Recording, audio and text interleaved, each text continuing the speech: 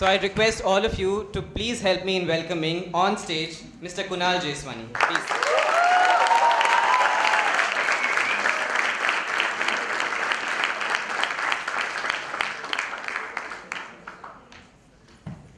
Um, this is the first time in my life anyone's given me a shawl. That's a first for me.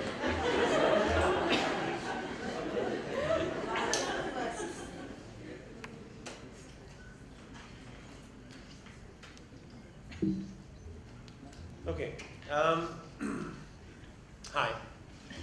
I'm going to be here for the rest of the evening after this as well. Right? So if any of you have any questions, happy to spend time chatting as much as you'd like. I was asked to come today and talk about personalization and storytelling. So I'm going to start with a personal story. That's a turtle I shot in the Andamans. One of my passions in life is diving. I started diving about 5 years ago. Trained right here in India, in the Andamans, in Havelock. It's a beautiful place. And in this age of digital devices that take over all of our lives, diving is a great way for me to just switch off from everything. Right? It's a passion. It's something I love doing.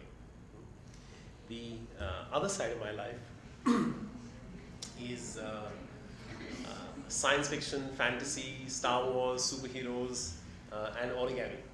And this picture kind of captures all of that together. Right? So that's a little bit about me. Right? Personal stories in today's environment help disarm consumers. If I tell you a little bit about who I am, if I give you an insight into my life, what I love doing, like my passions, if I do it with a sense of authenticity, you're a little more open to listening to me. And as brands, we need to start doing more and more of that. We're very far away from real good personalized communication. Right? We're pretty far from it. Some of the best examples are available on social platforms today because the social platforms have all of your data. Right? So your most personal experiences that you can find, you'll probably find on Facebook today because Facebook has all your data. It knows you, it knows your actions from the time you first stepped onto the platform. Right? A great example of personal storytelling today is, all of you on Facebook, right? All of you get, these little videos that come on about you've been friends with this person since the last 8 years, right? And these are your moments together. It's data, right? So it's Facebook accessing when did the two of you become friends, right? How many times have you liked each other's posts, which gives them a sense of your degree of interaction with each other, right? Which posts you like, when have you tagged each other in photos, right? And then they templatize it a little bit, right? So you find those videos all look similar, right? They're a little unique, each one, but mostly it's templatized pieces, right? So even today, even with all the data that Facebook has, even with everything you can do from a personalized communication perspective, it's still a little glitchy. It's not great. When you look at those videos, you don't connect with it at a deep level and say, wow, that's someone talking to me and someone who really knows it. Right? You get a sense that people have pulled a little data together and create a little video to show. The other extreme of bad personalized communication is when you go to buy something on Flipkart or Amazon, you're searching for a particular piece that you want to buy. And either you buy it or you don't. And then for the next 2 weeks, you get banner ads chasing you all over the place, right? With exactly those 2 or 3 things that you were searching for, right? It's again data, right? So somebody's picking up that you searched for it. You were logged into some platform at the time that you were searching, so they're able to track you. Right? And from that point on, they're able to chase you everywhere you go and serve you little banner ads. Right? So we're far from it. Right? But I'll give you a sense today of where it can go. And my sense is with technology, with social, with data moving at the pace that it is, it'll get better very fast. So I'll give you a taste today of where it can go. I've called this presentation Personalization and Storytelling in the Context of Marketing Communication. It sounds like a paper that I'm writing. It's terribly boring, but that's really what I'm going to talk to you about. Right? And that's probably the most boring slide for the next 45 minutes. It gets better from here. It's a construct I just built, right? On how we sell stuff today and how I think it's changing from a personalization point of view, right? Where do I think the shifts are going to come? Where are they already coming? And how far can it go? So we sell stuff today by looking at cyclical needs, creative needs, expressed needs, and what I called aware unexpressed needs, right? And I'll take you through what each of these mean, right? At a simple level, right? Let's just look at this. Cyclical needs. I'm a Starbucks consumer, right? I go to Starbucks every day or every week or once every 2 weeks or twice a day. It's a cycle, right? Starbucks has my name, I have a Starbucks card, so there's data available. Right? They can track how often I'm doing it. Right? A creative need is, I'm a Starbucks consumer. My favorite cup of coffee is a black Americano with no sugar, right? I've never tried one of their dessert coffees. So it's a need as a marketer you can create for me. Simple, right? So there's a cyclical need, which is I need coffee every day. There's a creative need, right? Which is I've never tried dessert coffee, you can sell me one. Then it gets a little more interesting from a personalization point of view, right? If I take express needs, I'm on my phone, my location service is on, I'm in Churchgate, I go to Google Maps or I go to nearby and I look for where's the nearest Starbucks. Right? What I'm doing at that point in time is I'm expressing a need. Okay?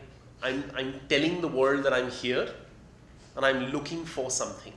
It could be Starbucks, it could be anything, right? But it's expressing a need. Every time you go onto Google and search for something, you're expressing a need. And you can market within that framework as well. And it starts getting personalized here because there is an individual. That individual has asked a question, right? That question can be responded to with communication. Aware unexpressed needs is the limits of personalization, right? It's about saying it's 10 o'clock in the morning. Okay. If you're Starbucks, if you have my data, you should know before I know that I need a cup of coffee by 10:15.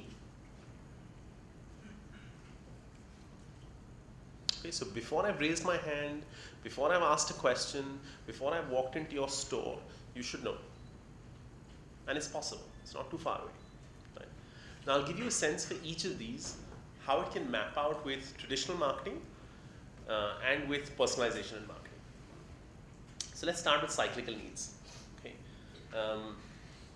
In the traditional marketing framework, when we look at cyclical needs, I know there are things you need regularly, right? So let's say I'm, a Big Bazaar or a Star Bazaar, right? I have a sense that households in India require X number of things on a monthly cycle or weekly cycle, right? I know by data, even if it's not personalized data, but I know by data of sales data, right? I can tell how often certain stocks sell, what's the cycle at which consumers refill, right? And I get a sense of that. My job is to keep the brand top of mind and give you a clear differentiator to drive brand choice. Right? So if you look at when I was in college here in MICA, right, we were taught this. Okay.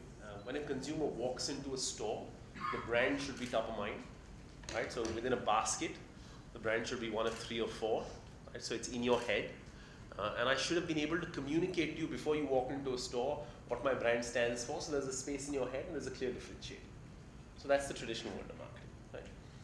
Where it changes today is I need to know you at an individual level.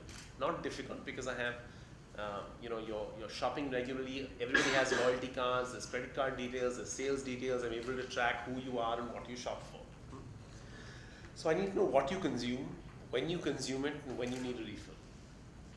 Right now, why do I need to know this? Because in today's environment, there are multiple places from which you can buy. You don't need to come into my shop. You can buy online, you can buy from a different grocer, you can come anywhere, right? If I know what you bought the last time, if I know what your refill cycle is, I can push content to you up front before you're ready to buy, right? I can push offers to you, I can push personalized content. Right? My job is to reach you when it's time and drive purchase of what I know you need. That clear?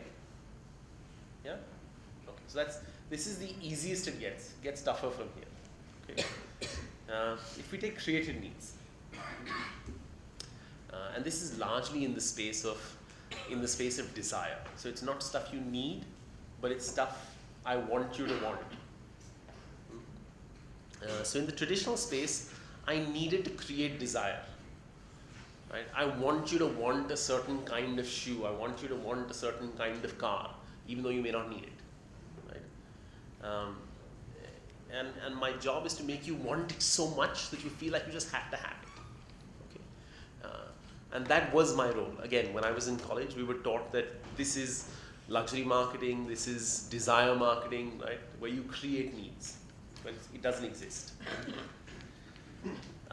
Where it can go with personalization is I need to know what you consume, what you like, what you talk about, what you look forward to.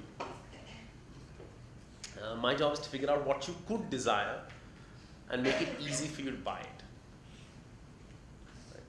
So if I'm selling BMWs, which we do, it's one of the brands we handle, I need to know when you're ready to buy. Right? Which is, it's the great thing about luxury is everybody has desire, right? But I also need to be able to assess at what point is that desire convertible into purchase, and then I need to personalize communication to you, because otherwise it's a waste. And that's trackable as well, right? Simple example, right? If I know, for example, that you've shown passion towards cars, luxury, automobiles, whatever. If I map that to LinkedIn data on your promotions and see at what point you're reaching a certain level, and if I'm able to collate that data and look at both of them together, if I'm able to say this person had expressed a desire for BMW, it's a brand that they clearly love and is now ready to consume or buy. Right? Express needs, right? So this was tough in the old world, right? Which is if you wanted something and if you were looking for something, there was no way for a marketer to know until you either called, or you walked into the store and you came and told me, this is what I want. Right? Today, search is the best place to look for express needs, right? But it's also when you're on Amazon or Flipkart, or when you're on Google, when you're searching. So basically, I need to know when you flagged a product, or a service, or a query, or a complaint on any touch point. Complaints are also express needs, right? Because if you're in the service industry, and if a consumer is complaining, it's an express need to handle something now. And these are all easy to track today, all of them. My job today is to understand what you need, make it available to you in the shortest possible time on the platform of your choice in an engaging way. The last bit is aware unexpressed needs. And this is where it gets tough. Right? When I was in college, here, or even the first 5 years after, or 8 years after, this was a space that nobody had any idea what to do with. Because before digital, before we had enough data about consumers, there's no way to track an unexpressed need. Today there is. So I need to know when you're going to need stuff. My job is to understand where you are, what you usually buy there, what time it is, what you usually buy at this time, where you're going and what you usually buy when you go to places like that. So it's complex, it's not easy, right? And we're not here yet. Right? We're here in bits and pieces, everybody's doing it very clumsily, but it'll get there. Right? So this is where my sense is personalization is going. Now, in all of this stuff, I can only be effective if I reach you creatively. Right? If I'm able to engage you when I reach you. If it's just you were on Flipkart looking for this product and here it is now in your face everywhere you go, it's a crappy way to do it, right? And it doesn't work.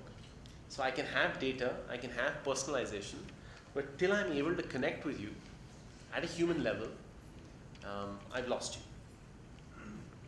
And that's where the whole storytelling bit comes in. I'm going to talk to you now for the next half an hour on my experience with storytelling and everything I've learned in the last 20 years. Okay. I split it into two parts. The first part is a little history of storytelling. Right? Sometimes we forget where stuff comes from, and it's interesting to look back and say, where did storytelling evolve from? What's the root?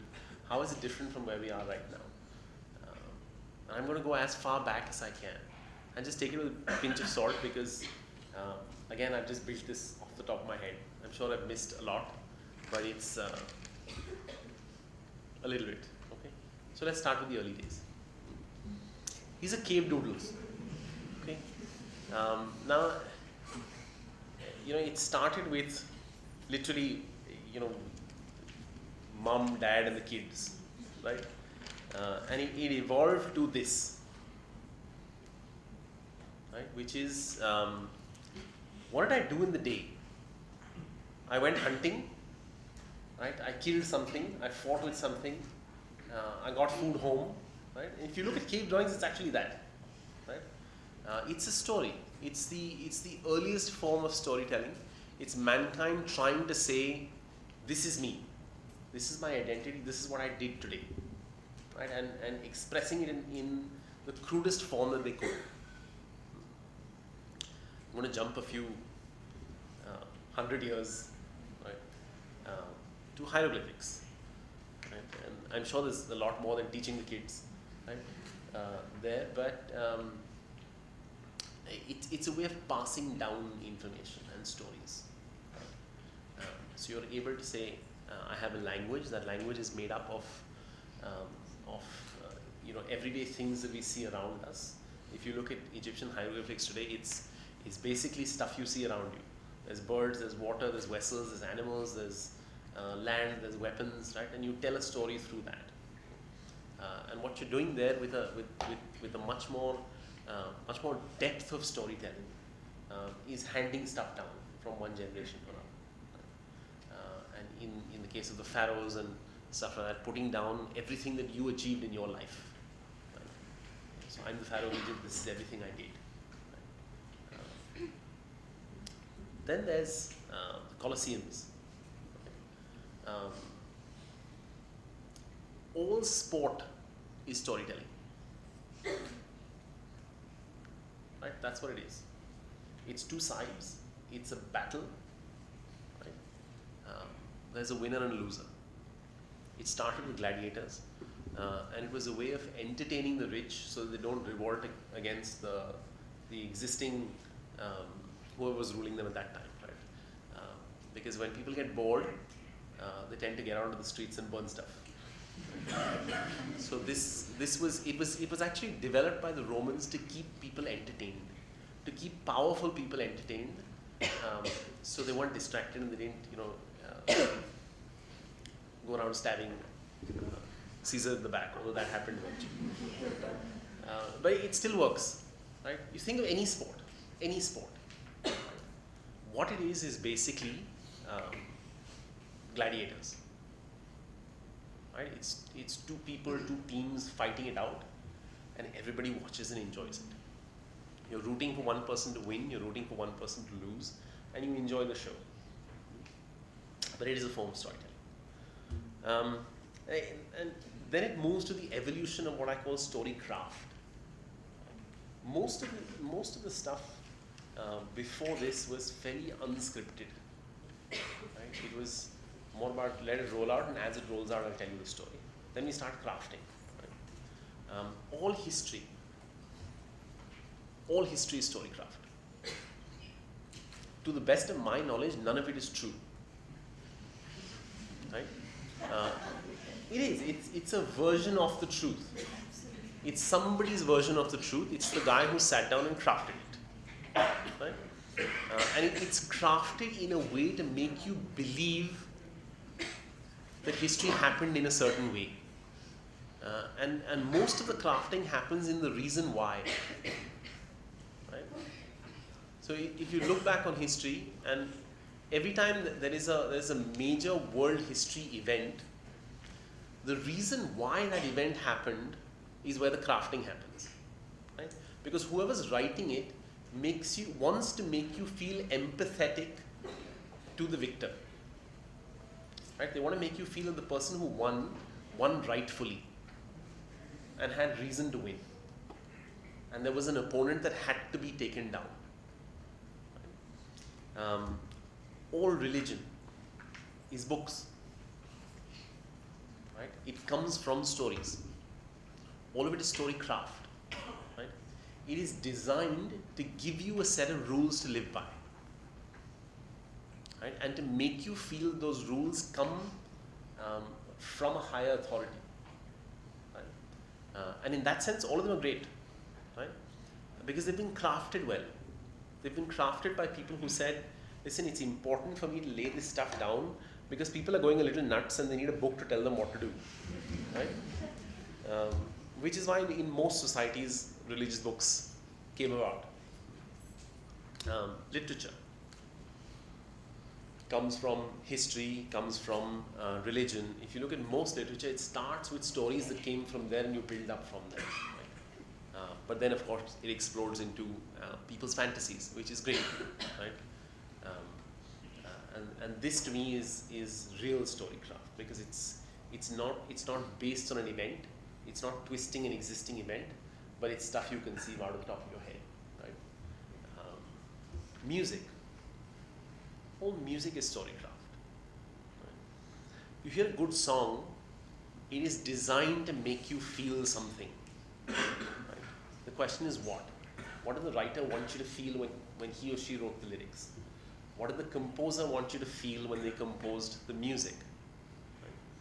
Right? The music of Jaws is meant to make you feel scared. Right? When Darth Vader walks in, in Star Wars, it's meant to make you feel that this is a guy you don't mess with. Right? When you hear the music. Photography. Right? Any photographers here? A few. Right? Yeah. Good photography is storycraft. Because when you take a photograph, and when you take a photograph from the point of view of eliciting an emotion from somebody else, and in the communication business, when we do photography, all photography is meant to elicit an emotion. Right? It should tell a story. Right? Then, of course, film. Right? Film is great storycraft. Right? I think movies were one of the best things to happen from a storycraft perspective. Right? Television. Right? Much more than just stories, reality shows, real human emotions coming across. Great storycraft. Right? And today, television, has a mix of scripted and unscripted story. So there's some stuff that's scripted, some stuff just happens. Right? And it's the magic of the stuff that happens where the real emotion comes out. Right? But it's crafted. Right? When KBC was being written, once the contestants come on, there's a lot of research done on each contestant's background. Right? A lot of that research is fed into the host. Right? So they know what little triggers to push to get the emotion out, to get the story out, because you want the viewer to love the contestant, and you want the viewer to want that contestant to win. Right? And you can't have that unless the viewer connects with the contestant at an emotional level. Right? So that storycraft is important. Then came advertising. Right? After all of that, after television, after that whole history of storycraft, and advertising is short form storytelling. 30 seconds, 45 seconds, 20 seconds, 10 seconds. Right? Really hard. The hardest job is to tell a story in a really short period of time. Right? Writing a book is one thing where you have the unlimited time. Then your talent is really in the editing of it to the length that you want.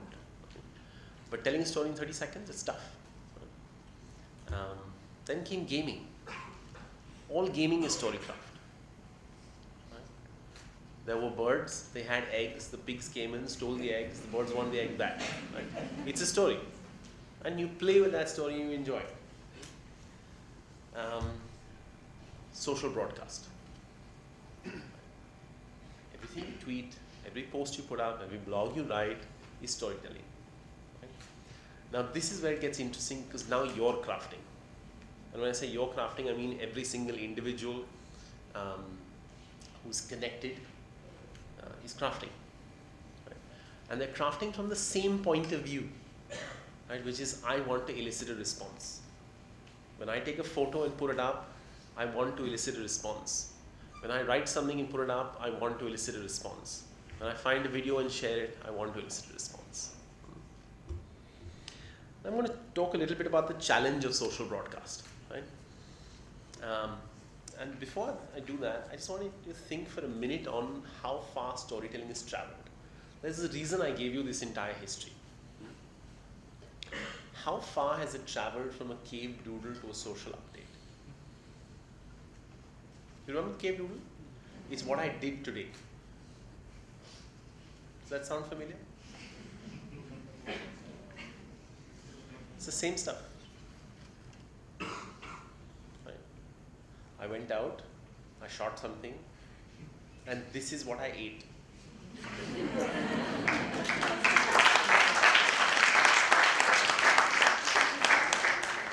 It's the same basic human need, right? But there's a little difference, right? And I think we've gotten worse off. The cave doodles, when they started, was I'm a reflection of what I do.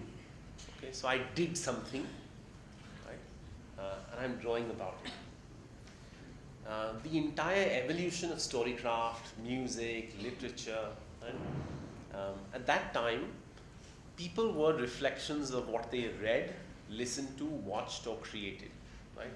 Now, I don't know how much of this rings true for you, but I can tell you in my lifetime, because I've lived through a no digital period. No mobile phones, no computers. That's part of my life. It may not be part of yours. But I know at that time, when we had conversations, what defined us was, this is the book I'm reading. This is the music I like. Right? This is what I'm watching. This is what I'm creating. Right? Now we've become, I'm a reflection of what I share. Right? The degree of creation to me, of absorbing music, literature, it's all become much more transient. Right? It's more important what I source and share. So people are becoming more curators than consumers. Right? Let me find something interesting and share it with the world.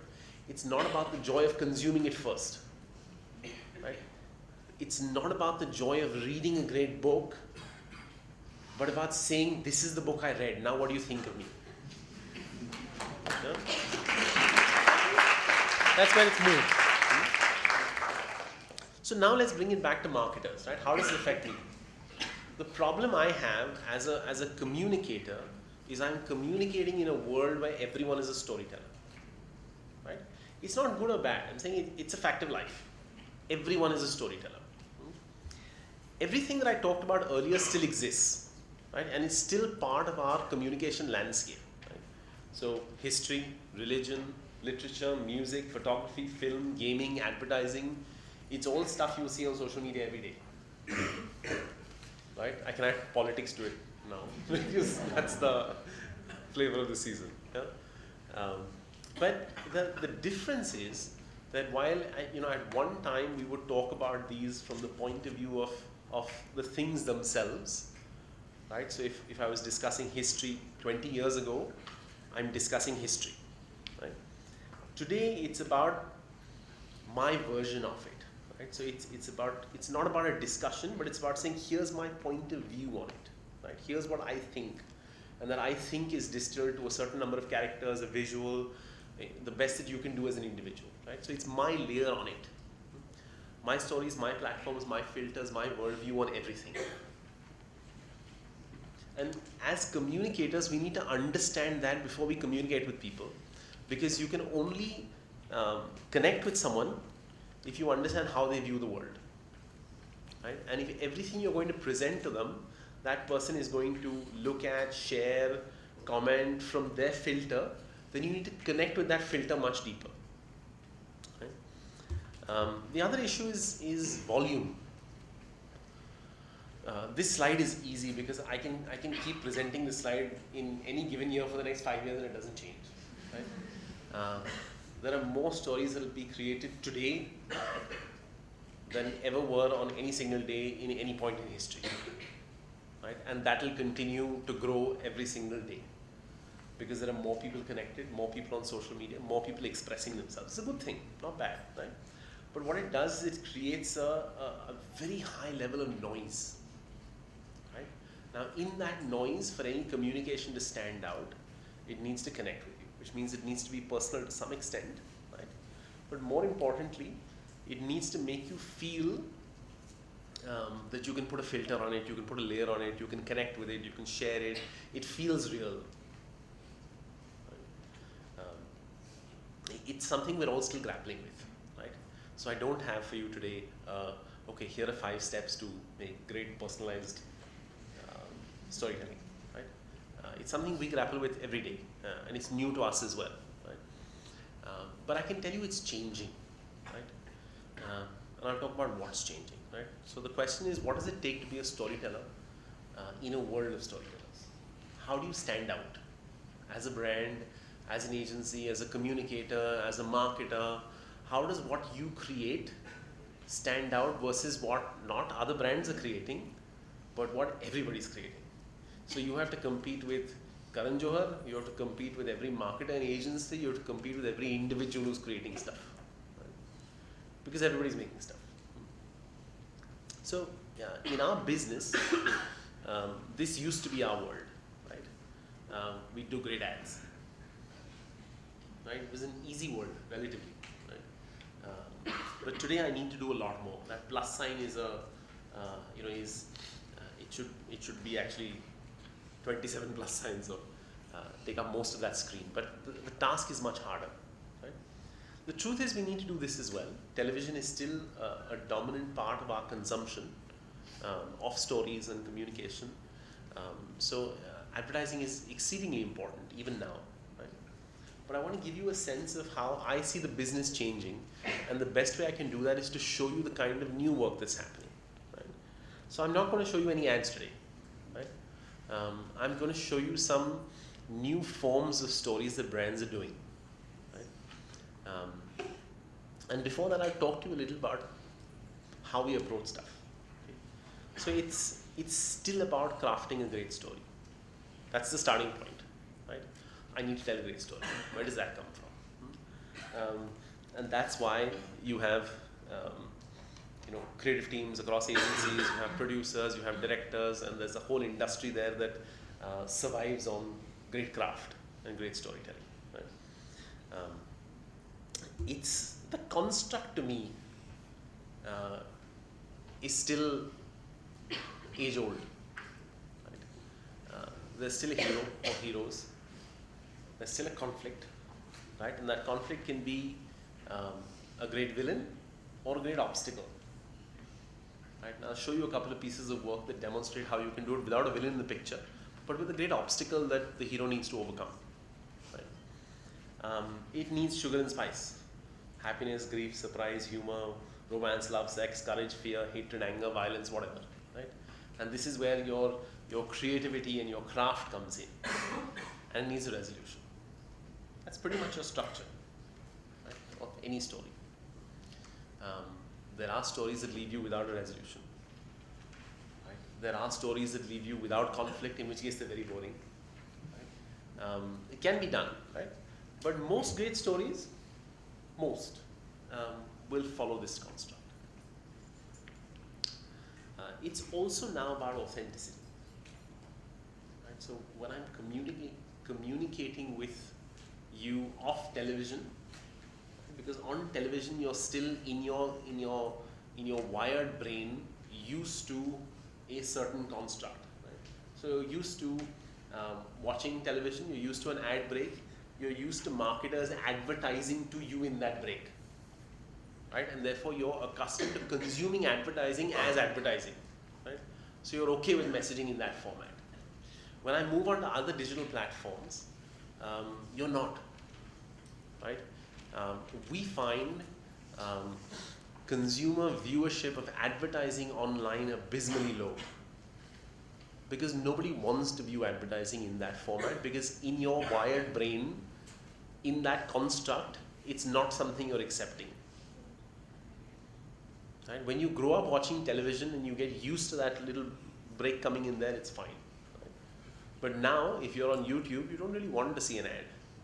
If there's a pre-roll, because the pre-roll started after you got used to YouTube without advertising, it now feels like an intrusion. It feels wrong, right? So you want to skip it.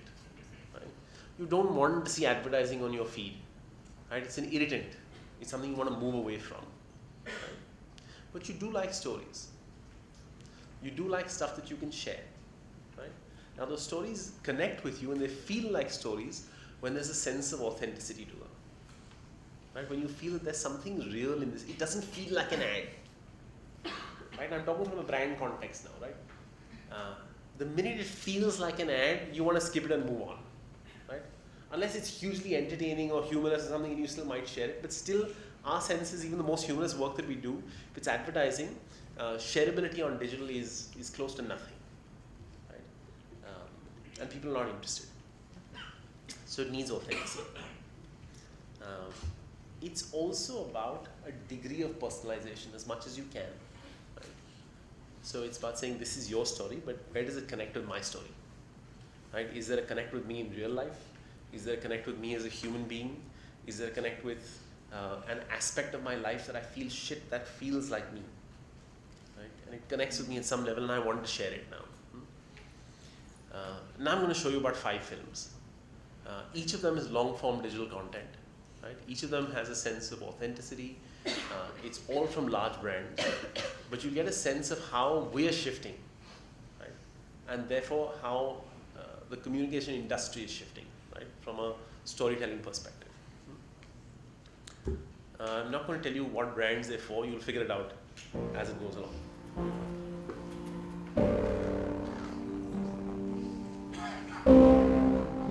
For the city, it was just another day, an ordinary day. But for me, this day was anything but ordinary. My name is Sumit, and I've been on this beautiful journey called marriage for the last 3 years. The first time that I saw Chetna at the wedding, she was just perfect. It's a lifetime memory, I think so. I knew very little, or rather nothing about her. Before I could know her anything better, we were already married. So life has totally changed after marriage. Wake up at 6, again do household work, cook food, make dabba. Then I have to feed everyone. I don't have any of the holiday, not even my birthdays, anniversaries, nothing. 365, 24/7, I am on work. We don't get time to spend with each other at all. Okay, whenever we go out for any of the drive, 99% the whole family is with us. I don't get a chance to sit next to him also. I sit backside, and if I have to watch him or something, we just stare in the mirror. It's very frustrating. Whenever we want to have some time with each other, there is somebody or the else with us, and we're never alone. Yeah, it hurts a lot to love my husband, to be with my husband, but yet not know him. All that I wanted to do was to bring the smile back on Chetna's face, and today I feel I've got a chance to do that. Hello, क्या कर रही हो? मैं सो रही हूँ। अच्छा, मेरा वो स्लिंग बैग कबर्ड में रह गया है। एक मेरा लाइसेंस है उसके अंदर, ऑफिस की चीज़ें हैं उसके अंदर, there is my entire credit card का पैकेट्स उसके अंदर। सो तो क्या अभी आना है? कार में भेजता हूँ, just sit in that car and come no, because I can't move out. अच्छा, जितना जल्दी आ जाओ, उठो जल्दी अभी। ओके ठीक है। Okay, bye.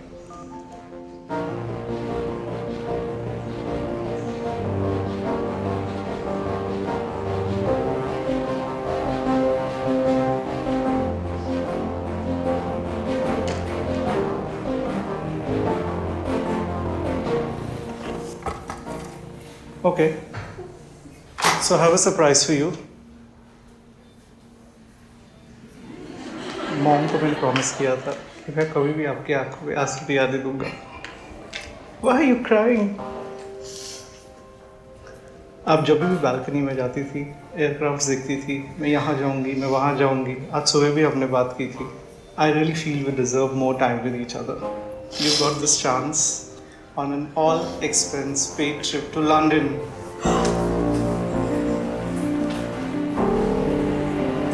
And we're going now.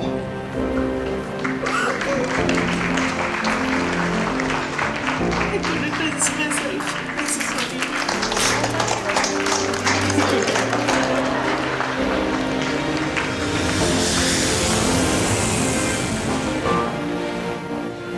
I'm a bit nervous also because I've never sat in the planes. This is the first time I'm flying. I just feel that this trip has given me that chance to reciprocate, to fall in love all over again with Chetna. I wanted to know him better so that I can love him more. There was an instance where she sat right next to me while I was driving. I was myself and she was herself, and we were not pretending. There was nobody looking over us. We have experienced that happiness during that moment. We have lived our life during that moment. It was a very different Chetna. I have seen her like I have never seen her before. Today the experience was so nice. Nice is a very small word, I think so.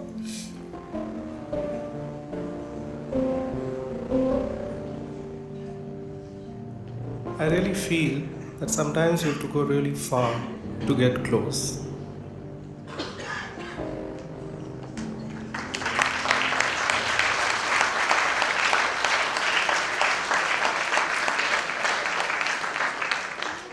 I can never put that on television.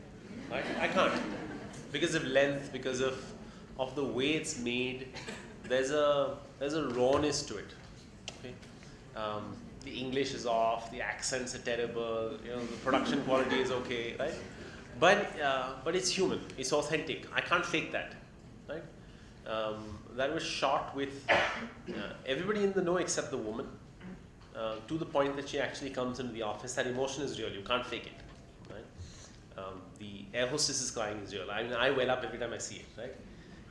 So it's and that it feels authentic. It connects. It feels like something you want to share, right?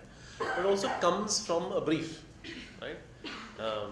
And the brief at that time was everybody wants to travel, but for some reason or the other they don't, right? Whether it's family restrictions, whether it's work, they're just not getting out enough, right? So how do we get Indians who can afford it, right, who've reached a point in their careers where they can actually afford it, to make the time, to figure out that this is important for you and for your life as well, right? And they particularly want to target the Gujarati community, right? No,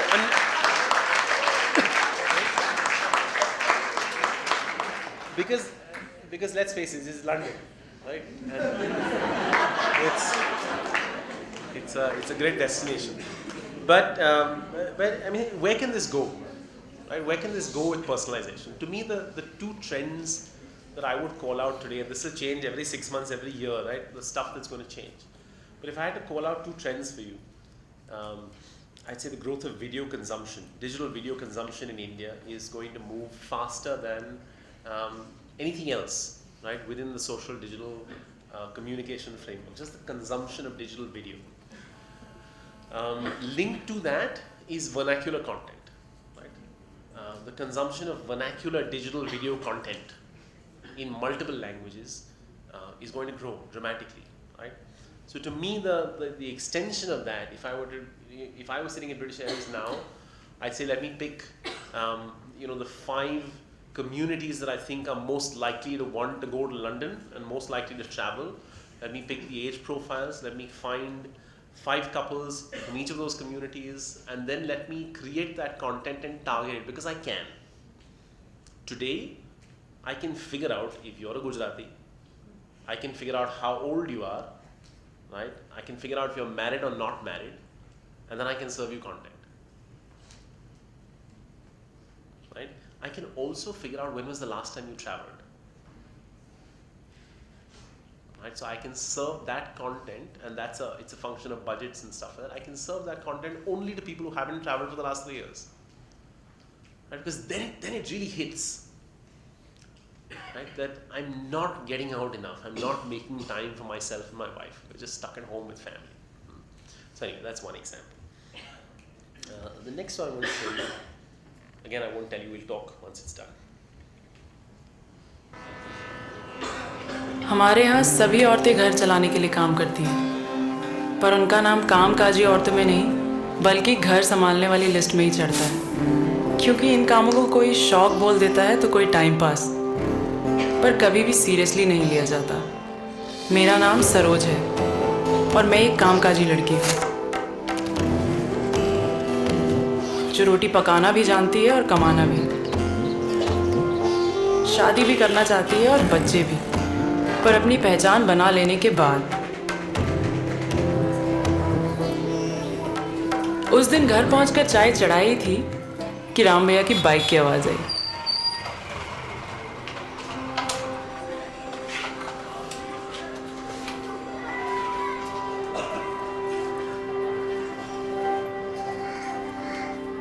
Saroj, हाँ भैया। ये रंगोली तुमने बनाई है क्या? जी भैया। क्यों? चाय पिला, फिर बताता हूँ। बैठो। कैसी हो चाची? ठीक हो, अपना सुना? मस्त हूँ। बटन लगा रही हो? नमस्ते भैया। नमस्ते। चाय। धन्यवाद। माँ, ये देखो। ये क्या है भैया? देखो तो पहले। मुझे लगता है तुम्हें ये काम सीखना चाहिए। दिखा। अब ये सब काम भी लड़कियों से कराओगे? अरे मुझे भी आज ही पता चला कि ये काम लड़कियों का ही है। देखो, देखिए, और सिर्फ तुम ही क्यों, मैं तो कहता हूँ 4-5 लड़कियों की टीम बनाओ। क्या बोलती हो? राम भैया हमारे गांव से आए हुए लोगों में सबसे सफल कॉन्ट्रैक्टर हैं, है ना? उनका विश्वास देखकर मैंने हाँ कर दी। और मैं जो है खुद साथ में रहूंगा तुम्हारे। मुझे लगा था टीम तो मैं यूं तैयार कर लूंगी, जाने दीजिए ना अंकल, पर नहीं, बहुत पापड़ बेलने पड़े लोगों को ये समझाने के लिए कि ये एक बेहतर कल की शुरुआत है।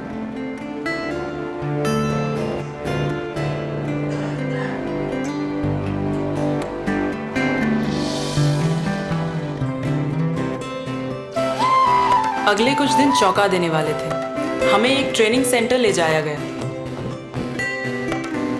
जितने अजरत से हम उस जगह को देख रहे थे, उतने ही अजरत से वहां का स्टाफ हमें देख रहा था।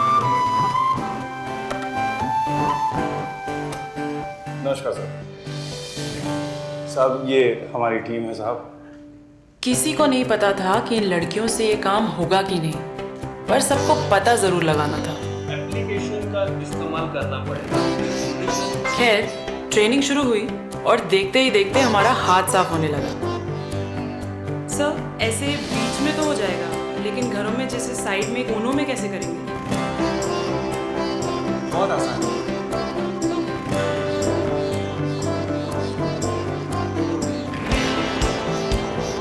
उत्साह बढ़ता ही गया और मुश्किल से मुश्किल डिजाइन्स भी आसान लगने लगे।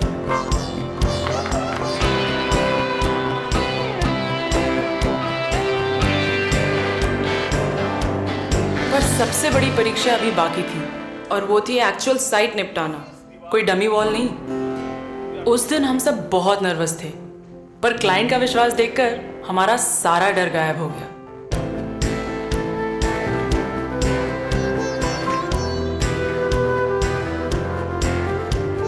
और कुछ ही घंटों में हमने साइट पूरी कर दी।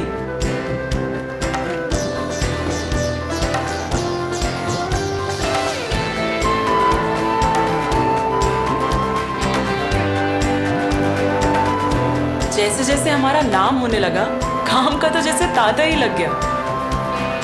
राम भैया को कई बार मना करना पड़ता था। लाइफ में पहली बार ऐसा होने लगा कि अपने काम का वक्त मैं तय करने लगी, वरना ब्यूटिशियन के काम में तो हमेशा क्लाइंट की मर्जी चलती थी। अब दिन में सिर्फ 3-4 घंटे और बस।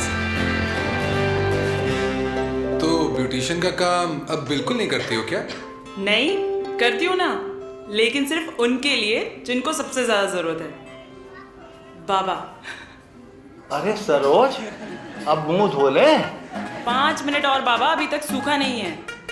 अच्छा।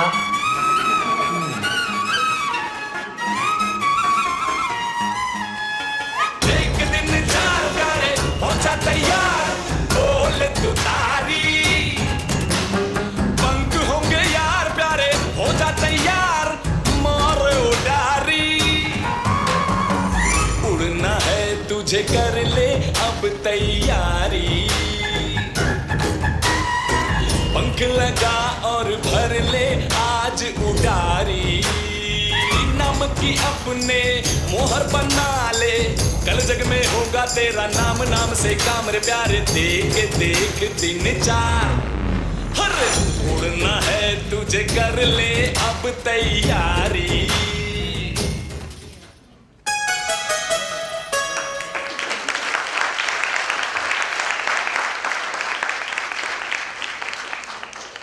And that was another specific brief, right? The brief there was, listen, nobody wants to be a painter anymore, right?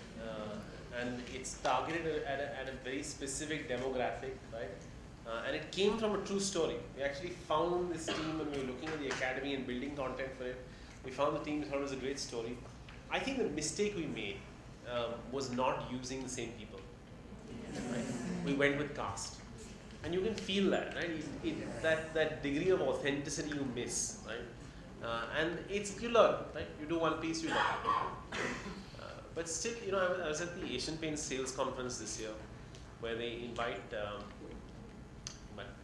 2,000 of their dealers. It happens in Delhi, and it's very large. And we show them all the new work, right? So they saw all the Royale stuff, all the new Asian Paints commercials, you know, some really funny stuff we'd done for Smart Care and stuff like that. And they saw this piece, and this was the one that got a standing ovation.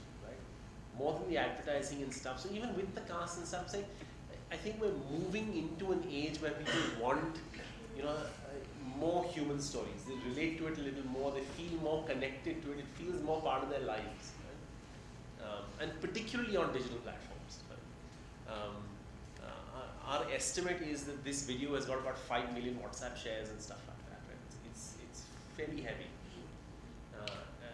and because you know, even in spite of the cast and stuff, it still connects with you at a certain level. The next one I'm going to show you is designed to do exactly the opposite.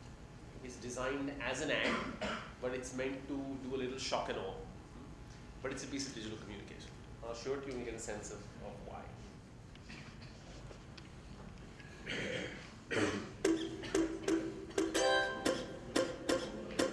Hi girls, मैं हूँ रेशमा।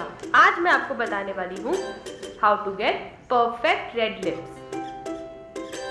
सबसे पहले brush से lips clean करें, इससे dead skin हट जाती है और लिप्स बने रोजी। नेक्स्ट लिप बाम, ताकि लिपस्टिक ड्राई ना हो। लिप लाइनर, सिर्फ लिपस्टिक के कलर का। लिपस्टिक सिर्फ लिप्स पर, एजेस पर नहीं। क्यों है ना ये परफेक्ट? फाइनली सबसे इंपॉर्टेंट टिप, रेड लिपस्टिक आपको आसानी से कहीं भी मिल जाएगी, एसिड की तरह, जिसकी वजह से हर रोज एक लड़की एसिड अटैक की विक्टिम बनती है। तो इस लिंक पर क्लिक कीजिए और एसिड की ओपन सेल पर बैन लागू करवाने में हमारी मदद कीजिए।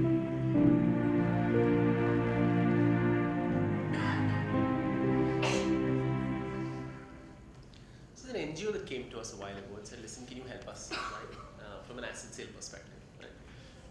And you know, when you start with a brief like that, you're looking at it and saying, listen, what can I do? What can I do that will get people to watch it?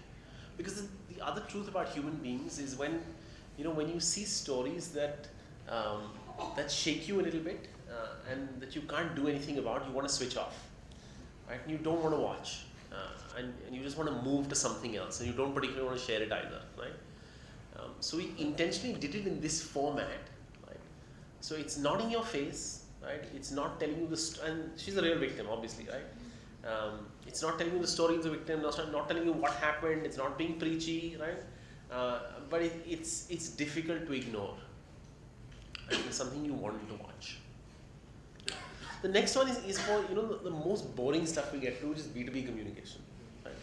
Right?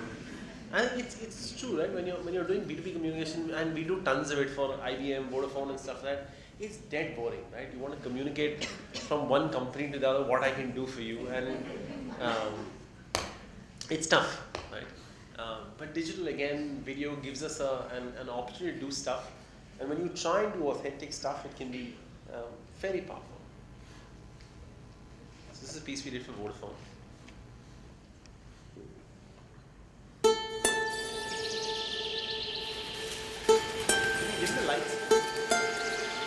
उस वक्त मैं 7-8 साल का रहा होऊंगा।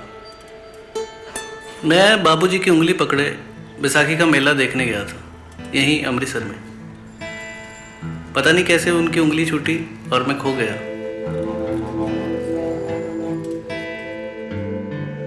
कई साल बाद मैंने अपना दवाइयों का फैमिली बिजनेस संभाला। काम में मेरा मन नहीं लगता था। शायद मेरी लापरवाही देख के एक दिन बाबूजी ने बुलाया और कहा, रवि, ये जो बिजनेस है ये अपना बच्चा है, इसकी उंगली पकड़ के रखना वरना ये खो जाएगा। बस उस दिन से मैंने अपने बिजनेस की उंगली थाम ली। दिन के 36 घंटे, हफ्ते के 8 दिन, साल के 14 महीने, एक पल के लिए भी उसे आंखों से ओझल नहीं होने दिया। फैमिली बिजनेस का मतलब है बिजनेस को अपने बच्चे की तरह प्यार करो, और जिससे प्यार करते हैं उसकी उंगली कभी नहीं छोड़ते। आज मैं खुश हूँ, इसलिए नहीं कि धन्वंतरी हर्बल्स कामयाब है, बल्कि इसलिए कि मैंने उसे खोने नहीं दिया।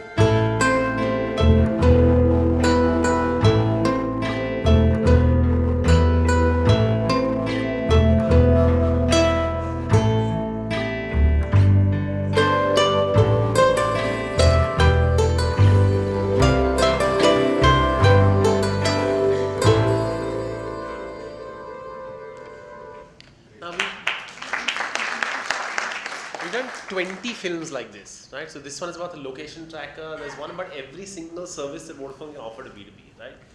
And what the films do is they connect it to a click-through to everything that particular service can do for your business, right? And once you've seen the film, once it feels, and they're all real. So every character in that film is real. It's the real guy, his real father, his real kids, all of that, right? And there's a whole range of films, and you go through those, and you suddenly feel that this is a company that's talking to me, without talking down to me, without making me feel like this is something I have to have. It's a human story of someone who feels like me, like my business, and this is something maybe I should explore, and it's working really well for me. The next one is some fun stuff that we do, and sometimes for brands, FMCG brands and stuff, life is very again boring, right? If you're a soap and stuff, what are you going to do in life to get people interested in looking at your stories and sharing them, right? And there are only so many soap ads you can see, right? So sometimes we try and go a little outside of the brief and try and do something fun for brands. In this case, we actually thought of an innovation, presented it, did the feasibility ourselves with a supplier in Goregaon in Bombay, then shared with the client, then the client actually produced the damn thing, and now I'll show you what it is.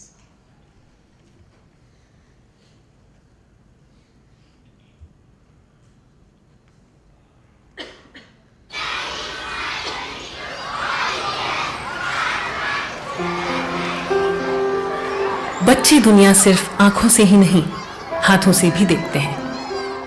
हाथों से दुनिया से खेलते हैं, उसे टटोलते हैं।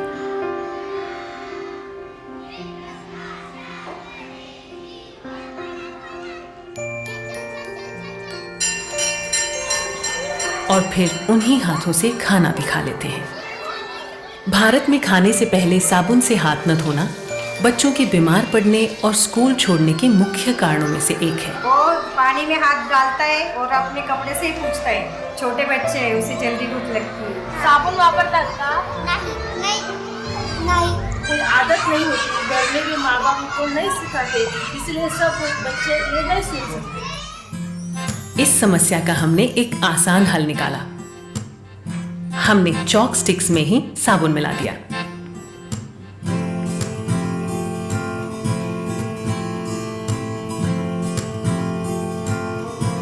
पेश है Savlon हेल्दी हैंड्स चॉपस्टिक्स।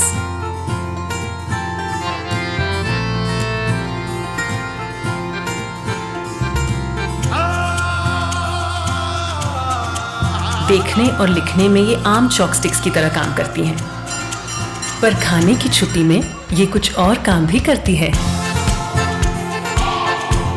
हाथ में लगा चॉक पाउडर पानी लगने पर साबुन बन जाता है।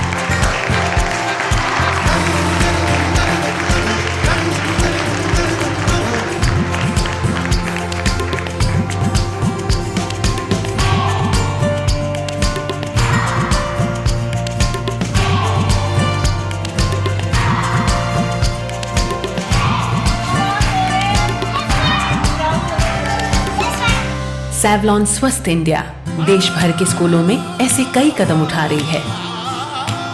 बच्चों की सेहत अब काबिल हाथों में है, उनके अपने।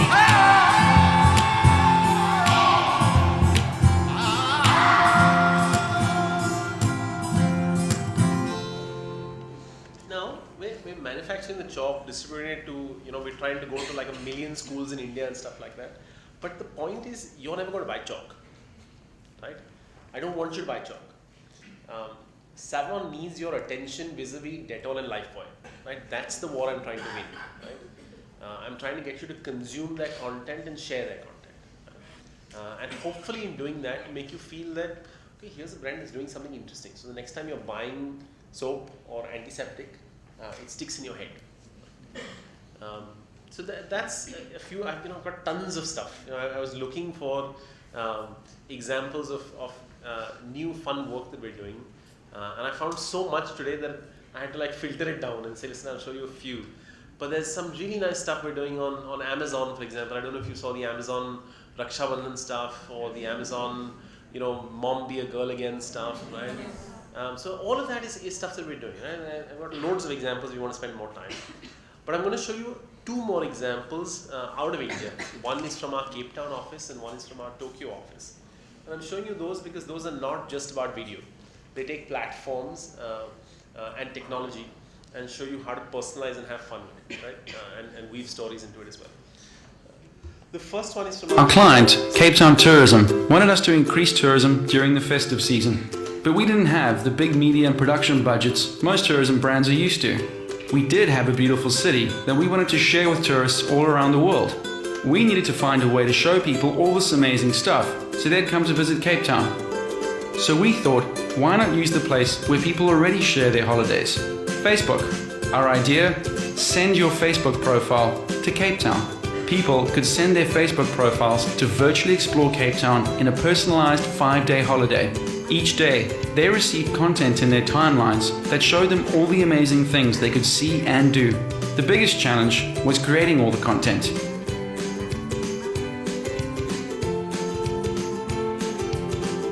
We shot over 150 POV video posts, wrote over 400 status updates, and took over 10,000 holiday snaps. Not only did people explore Cape Town through the eyes of their Facebook profiles, their Facebook friends did too. Some people actually thought they were really on holiday. Along the way, people received real gifts from the places their profile visited, and a few lucky winners got to experience their Facebook profile's holiday for themselves.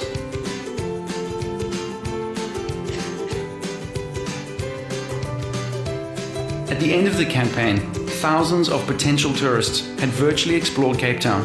The campaign definitely helped. Table Mountain had a record visitor year. Tourism increased by 4%, and next year's bookings already up by 118%. By using our content in a unique way, we made a big difference to Cape Town tourism with a small budget.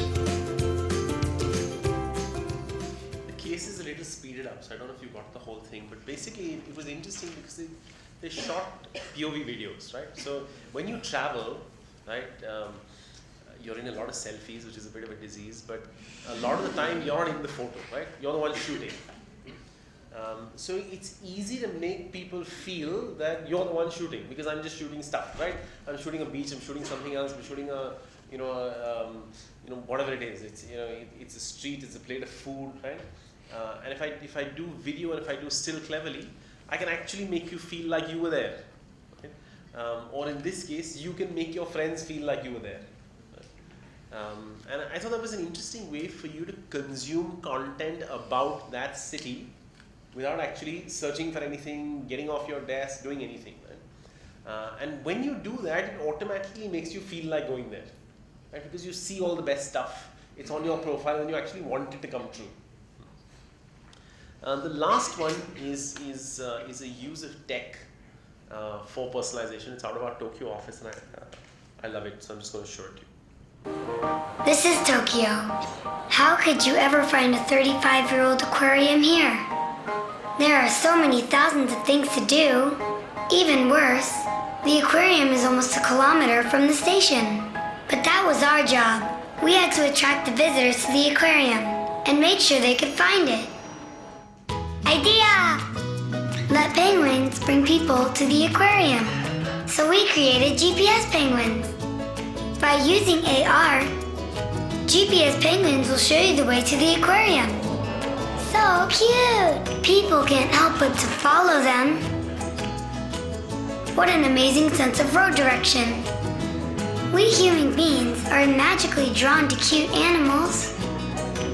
Human instincts meet new technology. It was a world first. Motion capture technology applied to penguins. Our GPS penguins walk exactly like real penguins.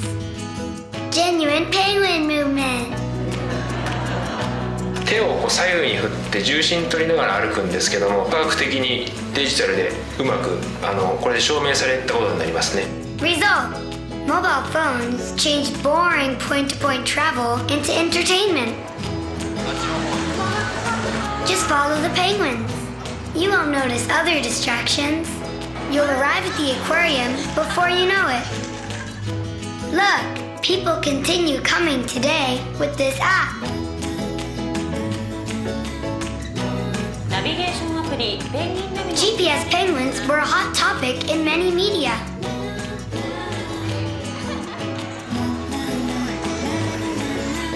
Penguins brought not only people, but also smiles.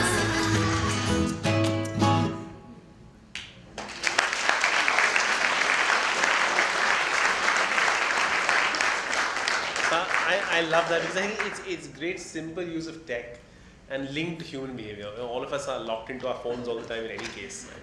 So why don't we make it interesting? So I'm just going to leave you with 3 thoughts before we wind up today. Focus on storycraft. Right? Everybody's a storyteller.